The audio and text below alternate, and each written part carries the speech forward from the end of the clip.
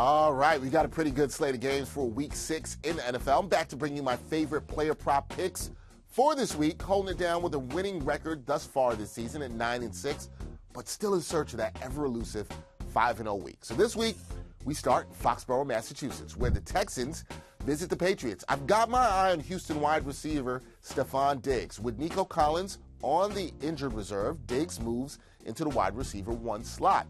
Right now, he's second on the team in touchdowns, catches, and receiving yards. Diggs' receptions line right now is 5.5 receptions.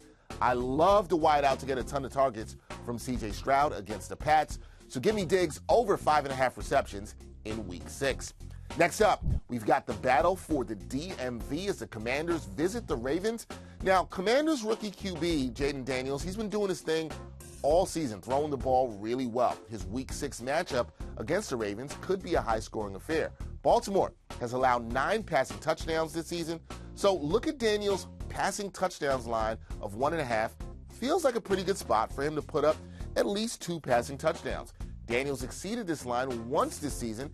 That was against the Bengals, whose defense isn't really that good at all. I think he continues his good play and throws 2 or more touchdowns in Baltimore. Let's look at the local teams now, where the Giants, they will play again this week without wide receiver Malik Nabers. In his absence last week, several players stepped up, including tight end Theo Johnson. Against Seattle, Johnson had a season-high in receptions, targets, and yards with 48.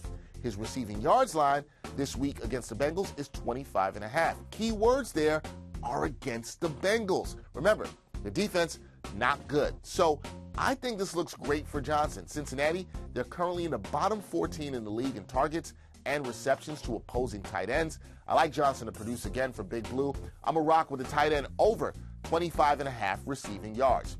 Okay, over to the Jets, where their offense, it's a mess right now. Robert Saleh out as head coach. Todd Downing, he's now calling the plays.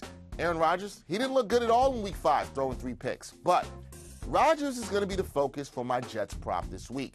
I'm looking at the line for the quarterback's longest completion, which is 33.5 yards.